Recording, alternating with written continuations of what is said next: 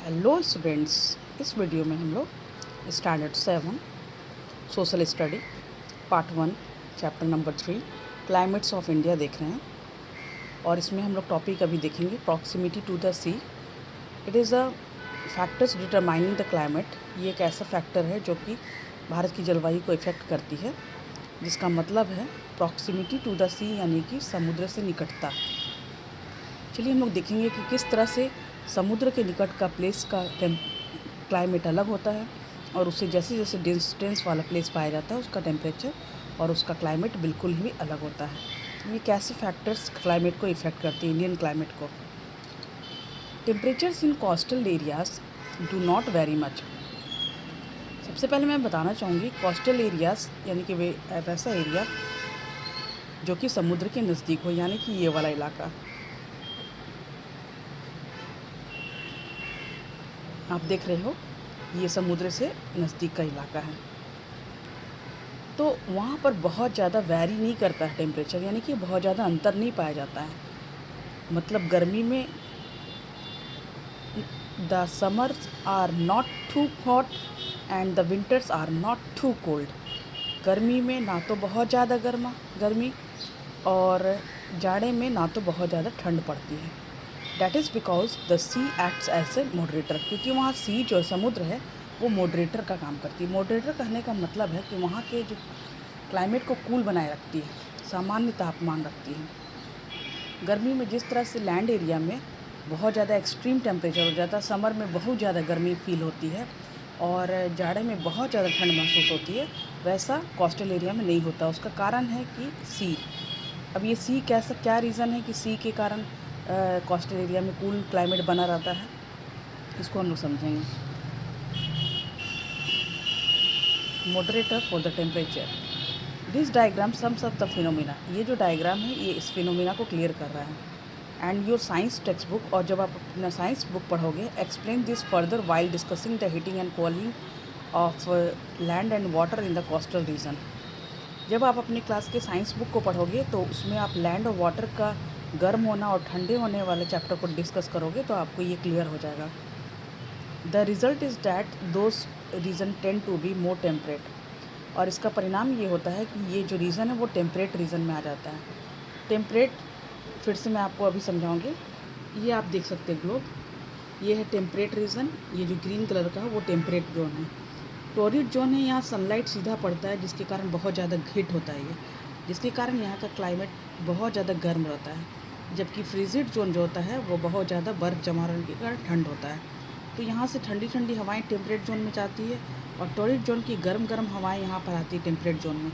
यही कारण होता है कि टेम्परेट का जोन का जो टेम्परेचर होता है not too hot not too cold.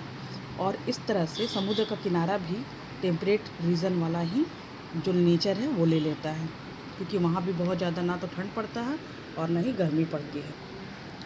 तो इस तरह से क्लियर हो गया है कि कोस्टल एरिया के किनारे वाला इलाका जो होता है टेम्परेट रीजन का जो नेचर है उसको लेता है। That means not too hot not too cold. As you move inland from the coast the temperature gets more extreme. चलिए इसको हम मैप से समझते हैं कि कैसे हम कोस्टल रीजन से लैंड एरिया में अंदर जाते हैं तो क्या होता है।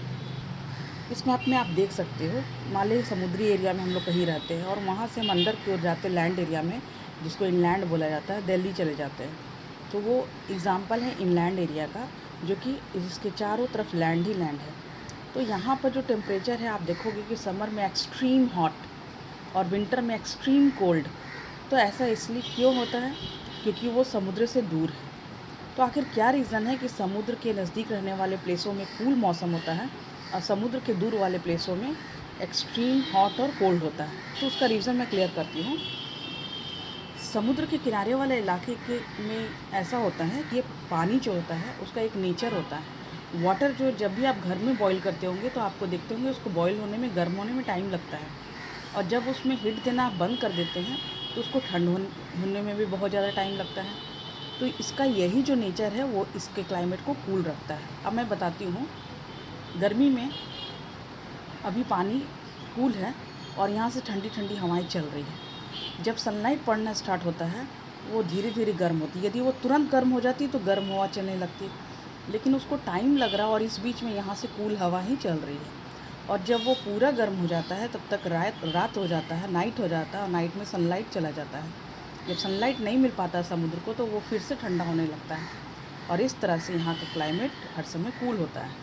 विंटर में बात करूँ तो इसको ठंड होने में टाइम होता है पानी को। इस बीच में कूल हवा यहाँ से चलती रहती है और जब वो बहुत ज़्यादा ठंड होती है तो फिर सुबह हो जाता है और फिर से सनलाइट आ जाता है तो फिर पानी को गर्म हो जाता है। तो इसके बीच का जो ड्यूरेशन है, पानी को ठंड होने में जो टाइम लगता है, गर्म होने में टाइम लगता है, इसके कारण यहाँ पर कूल क्लाइमेट बना रहता है। जबकि जो लैंड एरिया है वो चट्टानों या पत्थरों से बना हुआ है, मिट्टियों से, और इसमें एब्जॉर्ब करने का जो पावर है वो बहुत ज़्यादा होता है और जिसके कारण लैंड तुरंत गर्म हो जाती है और तुरंत गर्म होने के कारण ये बहुत ज़्यादा गर्मी लगने लगती है यदि सनलाइट है और समर सीज़न है तो। और फिर तुरंत रात हुआ तो वो ठंड हो जाती है और ठंड के मौसम में ठीक इसी तरह से अपोजिट होता है। ठंड में बहुत ज़्यादा ठंड लगने लगता है क्योंकि यहाँ का लैंड एरिया जो है, चट्टानें हैं, तुरंत ठंडी हो जाती है। इसीलिए यही कारण है कि समुद्र से जितना दूर जाएंगे वहाँ पर गर्मी ज़्यादा लगेगी, गर्म ज़्यादा, ठंड ज़्यादा। जबकि यहाँ का मौसम एक जैसा होता है, मॉडरेट होता है, सामान्य होता है, कूल क्लाइमेट होता है। आई होप कि अब यहाँ तक आपको समझ में आ गया होगा कि as we move inland from the coast, जैसे ही हम लोग कोस्टल एरिया से, तटीय इलाकों से अंदर की ओर जाते हैं, लैंड एरिया की ओर, the temperature gets more extreme. तो टेम्परेचर क्या होता है, बहुत ज़्यादा एक्सट्रीम हो जाता है, यानी कि summer temperatures will be higher, गर्मी का मौसम बहुत ज़्यादा और विंटर टेम्परेचर्स लोअर, और ठंड का मौसम बहुत कम होता है। फॉर इंस्टांस, उदाहरण के लिए, Mumbai and Nagpur are located at the similar latitude. Mumbai और नागपुर एक ही अक्षांश पर है, but Mumbai being near the sea, Mumbai समुद्र के नज़दीक है और इसीलिए हैज़ कूलर समर।